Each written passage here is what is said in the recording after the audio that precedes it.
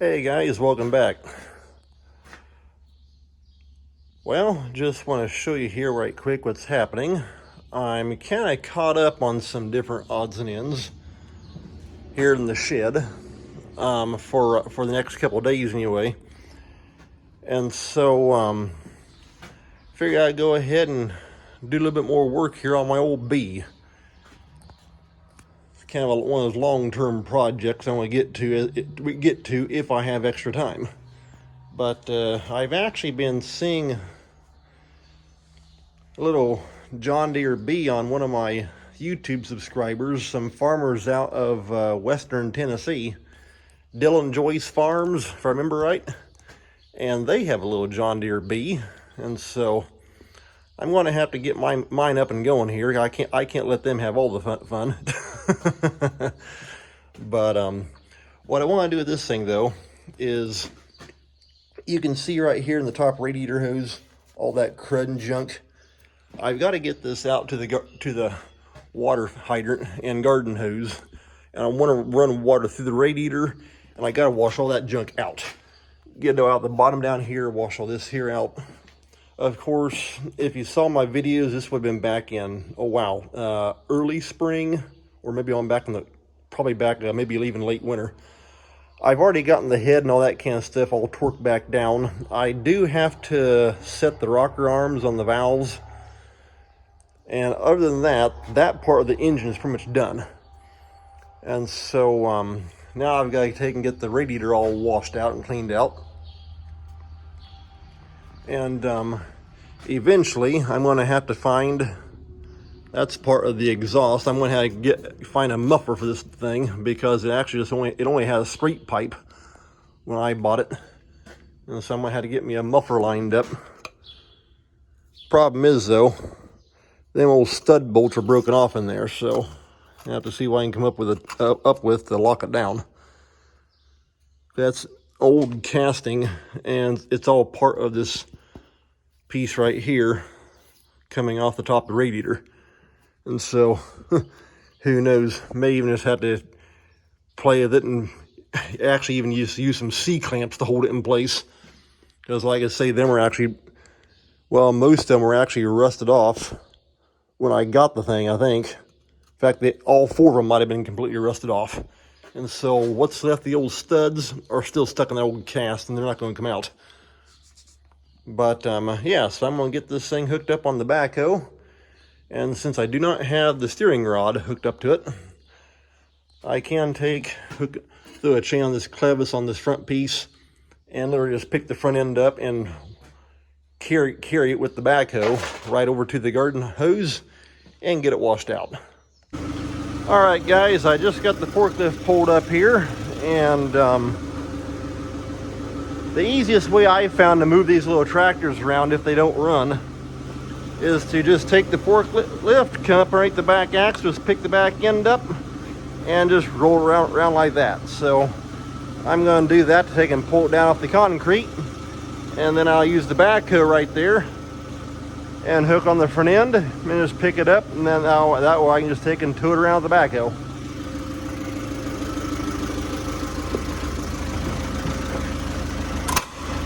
Let's see what we can do here. Hopefully you can see that halfway decent.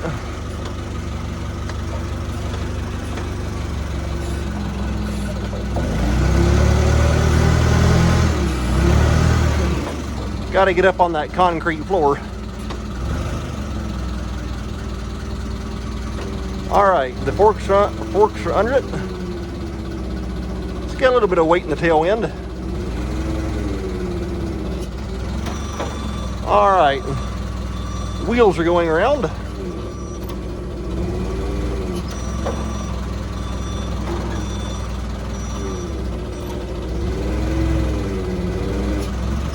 There we are. I just gotta watch, sometimes the front wheels can actually have a tendency to want to turn, especially with the steering rod not hooked up. And I can see it right now. That's what they're wanting to do. Okay, yeah, you can see they're wanting to turn a little bit. I don't know if I might be Yeah, I kind of kick it around by hand or with my foot. Sometimes if I have my pry bar over here, I'll just take and pry it back and forth, but I didn't bring my pry bar with me from the other shed, so that still works though. All right, I'm just going to back it on up here off the concrete and get ready to hook the backhoe onto it.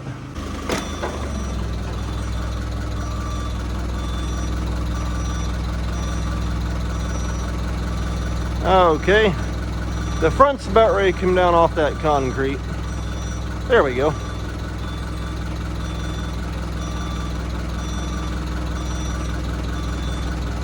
And it just turned again.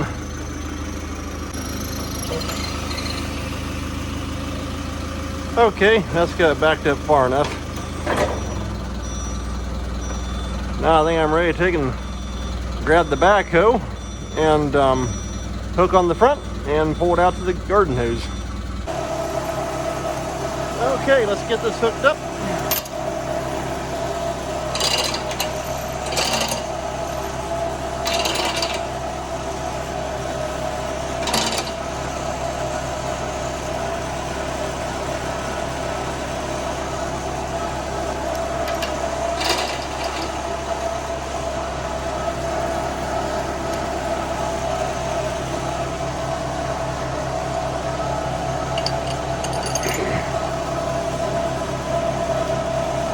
Alright, that should have it.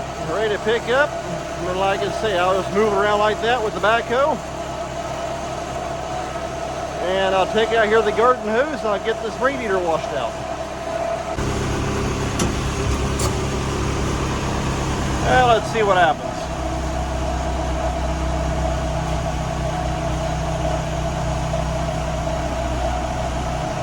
Alright, that's got the front wheels off the ground.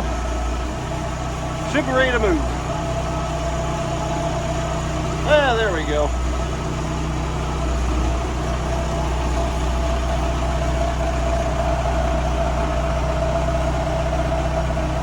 Well, that's working pretty good.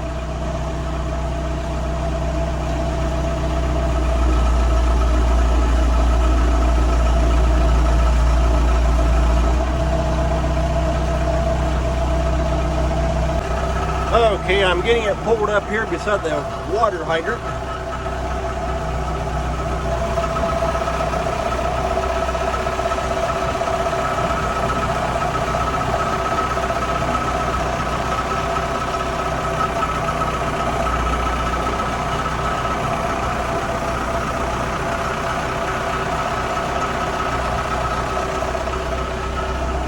Okay, that should work right there.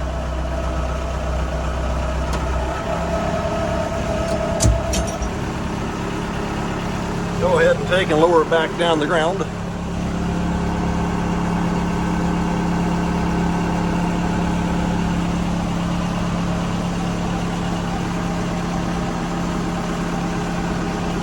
Alright, I probably won't film a whole lot actually washing it out. I don't want to get my phone all wet. Unlike a GoPro, my iPhone for recording is not waterproof.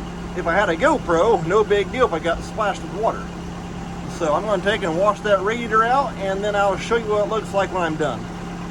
Let me show you here right quick. I just shut the garden hose off. I just got done washing out the block. And of course right down in there, I'm not sure how well you can see that, but right down through that hole are where your two piston sleeves are. And you see all that light brown looking stuff? That's all rusty junk that I just washed out of there. It's all underneath the tractor. I've not even done anything on the radiator yet. That's just out of the block. Over on this side is just washed around. And so yeah, it was a mess. So now I'm going to take and I want to do the radiator as well because it's got the same exact thing. All that dry crud in there. So I'll see if I can show you what the radiator looks like once I'm done with it. Well, let's see here. Go ahead and pull the cap off. And this thing's got the world's biggest radiator cap practically. I'm not sure why they're so huge. But yeah, there's down inside, you can see all that junk in there. Like I said before, I found out this thing is like a circulation type of cooling system. There's no water pump. And so as the water heats up, just the circulation of it is what keeps it cool. That works. Of course, just two little cylinders. It's not like it builds up a whole lot of heat. So I'm gonna get the hose and go to work on the radiator. All right, I just got done washing out the radiator, and surprisingly, not bad at all. And so I got the sediment junk washed out of the top tube there, and of course everything all came washing out the bottom here when I stuck the hose in the top of the radiator up here.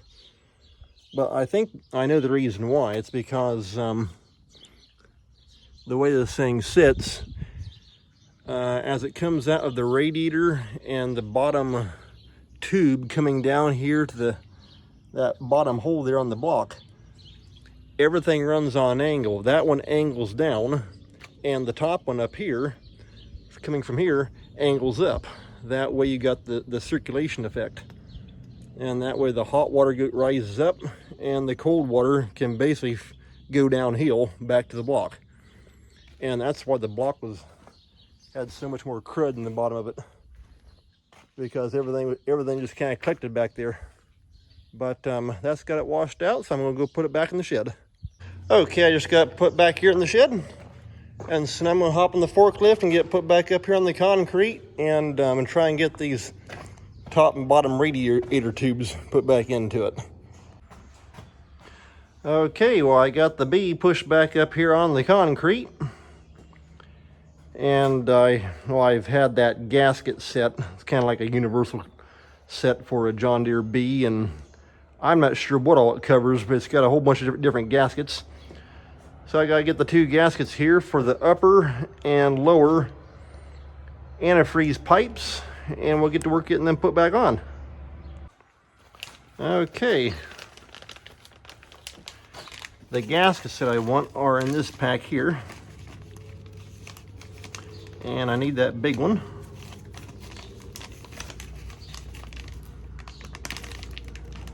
That's for the upper.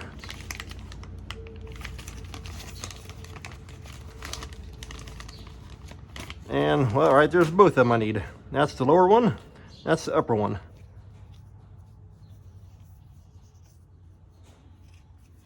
That should work. Should go in there just like that. Now sometimes they will have like either up or a down marked onto it, but I'm not seeing anything. And the same way with that one, there's kind of like a paper type of gasket, but as long as it works, that's what counts. Go ahead and pull these bolts here out. And I'm guessing for the temperature gauge, because that's what that little thing is right there. That's probably like a little mercury type deal. And it goes up here to the gauge. And then right here is a little line, a little steel line coming up for oil pressure. And I'm not exactly sure where that one ties in. That probably back in here somewhere. But I guess we'll find out if the temperature gauge works. I know the gauge on my Alice Chalmers WD that I got, it works and reads up pretty accurate too.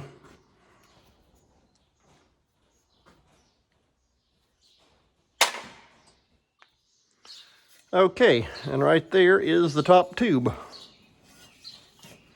Well, you know what? Even that thing's got quite a bit of junk in it. I can feel it. There we are. Go ahead and give them a little bit of a dumping out. That gets rid of all the scaly junk inside.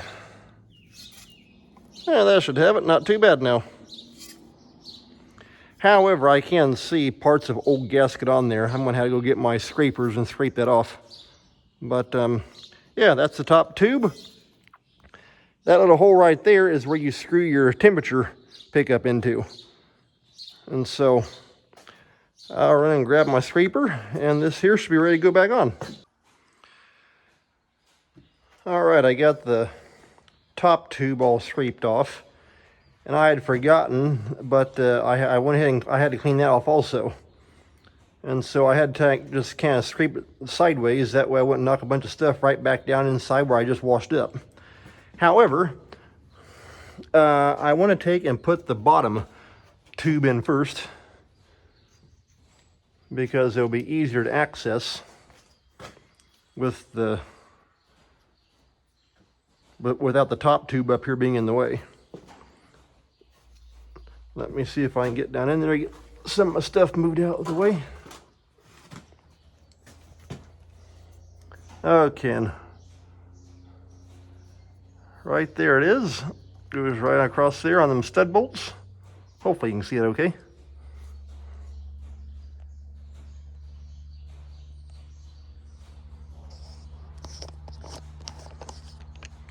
Yeah, there we are. Goes right down through there. I just took you off my head, that way I can stick the camera down in there better. And here's the bottom tube, and this end mounts on those studs and then goes back into the tube down here. It had the old style, right, in fact, right there's one, the hose clamp. And so I'm going to, this one and this one, I just had to take a hacksaw and chop them off. But I'm just going to put regular standard clamps back onto it. And so, let's see if we can get the bottom tube mounted. Let's see if we can get this bottom one up in here. I am going to take just a little bit of WD-40. And that should make it pop into that tube easier. If I can get to go in that tube first, and it would help if I got it stuck in the right way. It should. I should be able to back it up. Yeah, there we are. Hopefully you can see that halfway decent. All right, there we are up against the block.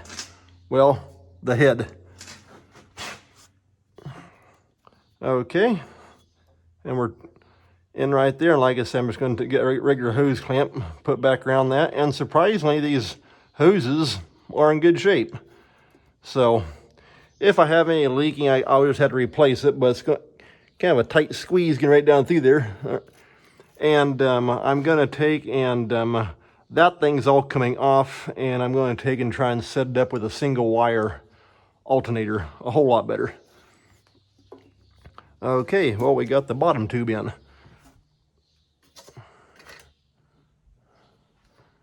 Go ahead and grab these two little jam nuts, get him tightened in. I'll have to run and grab a couple hose clamps. I think I should have ones that are big enough.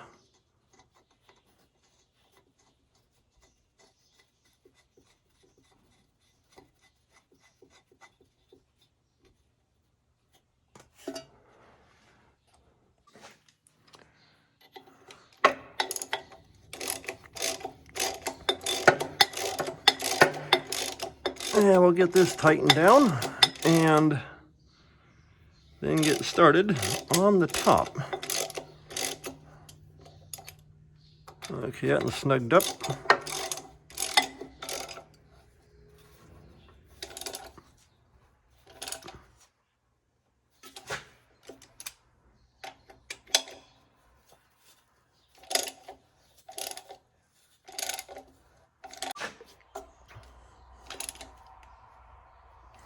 All right, let's get that one tightened up. Now we're ready for the top. That gasket sits right down in there like that.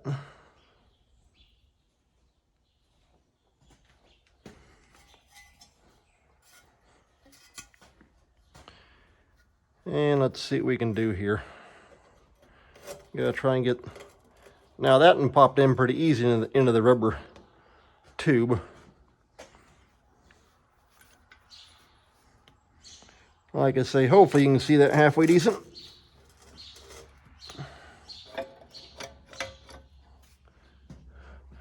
Oh, that's the choke rod.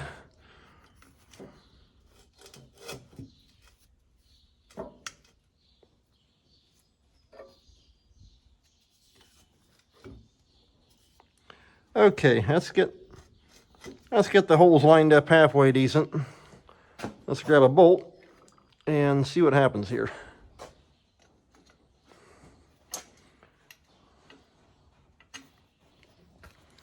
May have to do a little playing around trying to get the thing to line up just right. Especially with that gasket down through there. Okay, I think, yeah, it's got that bolt started.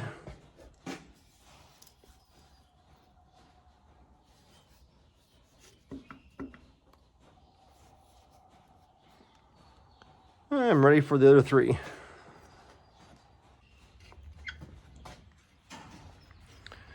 Let's get all four bolts started. Well, I think anyway.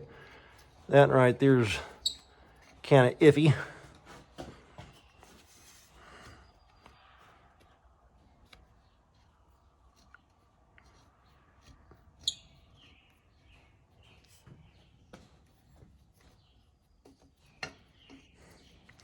Problem is, it's so close to that tube, I can hardly get, I can't get a ratchet or a socket on it.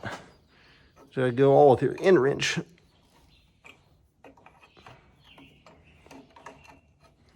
Okay, well okay, yeah, it's beginning to get a hold. That bolt is just a little bit shorter than the other three, and I see why. It gives you more room to be able to get down in there. And so, well, I won't show you tightening all these up. It's just the same thing over and over. But I'll get to work tightening these down and bring you back in on the last one. I'm on the last bolt here.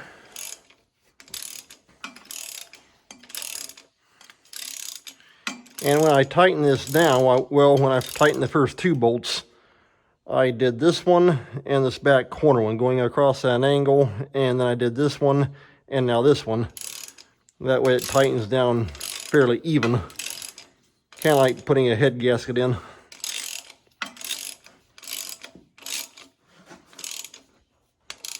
Okay, I'm just coming down that one. All right, that's got that. Well, like I say, I just got to get me two hose clamps, go here and down there, and that's got that part of the old B put back together anyway. And so I think I'm going to call that an end of this video, and this, I'll have to go back early spring or late winter, the last time I worked on this thing, for doing a whole lot to it. This is probably going to be part 8, 9, somewhere through there. I know I had them numbered when I was taking it all apart and took the gas tank all off, that kind of stuff. And so, yeah, like I said, kind of caught up on a couple things here. We've been combining wheat, and I'll have a video on that coming out here in the course of time. But we actually got rained out, and so that's why I'm actually got some time now to work on this B, because we got rained out for combining wheat. And so I figure, well, good time to go ahead and work on this B and get them tubes on. So take care. Thanks a lot for watching. We'll see you next time.